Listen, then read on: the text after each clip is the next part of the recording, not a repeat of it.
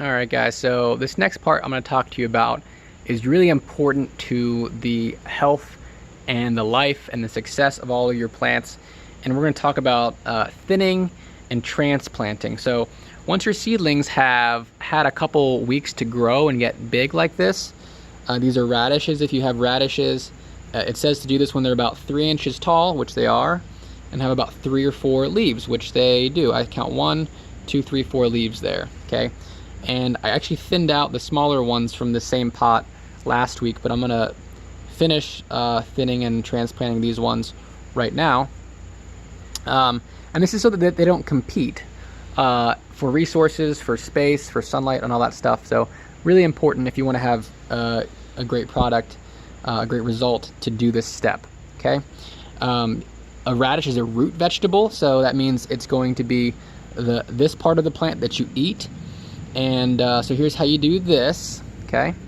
I have 2, and one of them got eaten by a bug or a beetle or whatever. So I think this one might not do as well as this one. So you're gonna wanna first decide when you go to thin, which one has the best chance of survival, which one is gonna do the best.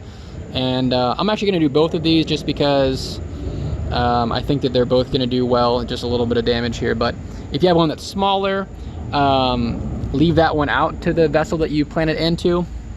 If it's not big enough, like I said, just choose the best ones to thin out that you think are going to do the best. All right, so just going to take these guys here, and there's that root there I was talking about. There's those beautiful leaves and foliage, and I'm just going to poke a little hole with my finger and put that guy in the ground just like that. And whenever you transplant, you're going to want to make sure that it's vertical.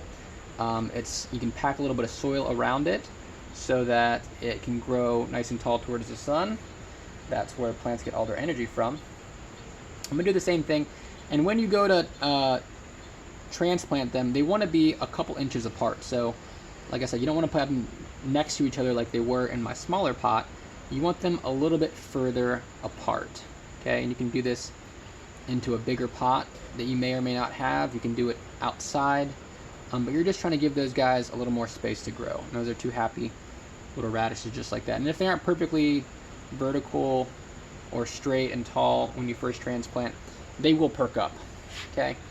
All right, and then here I have my black beans I planted last week as well. And I'm gonna do the same thing. I'm going to, what's great about these guys is, look at the great root system. Look at those beautiful roots on there. You can still see the original bean that started from last week. I'm gonna put this one right over here, tuck him underground, and I'm gonna try to get as much of that stalk underground as I can to better support that plant. Here we go. This is probably where the majority, look at how big these roots are right there. There's some really nice thick roots on there, a nice thick stalk.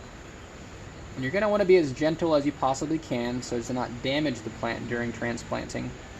If you need help with this, you can always ask somebody for help to transplant that. And that's just going to give these guys so much more space. They're not going to compete as much for resources because they have space to grow in this now larger pot. And if you notice, if you're looking carefully, I actually have a 3rd little bean sprout in there. And that bean sprout, I'm going to let him grow until he's big enough for this next step right here. So that's thinning and transplanting. That's what you do when your plants get a little bit bigger, just like this. And also if you have access to a bigger pot. Obviously, this will be challenging without a bigger pot. But like I said, if you want to experiment and just put it outside in your grass or you know, in a place in your yard nearby, and just dig a little hole and put some of this potting soil in that hole, that would be a perfect replacement for something like this. So there you guys go. Thinning and transplanting 101.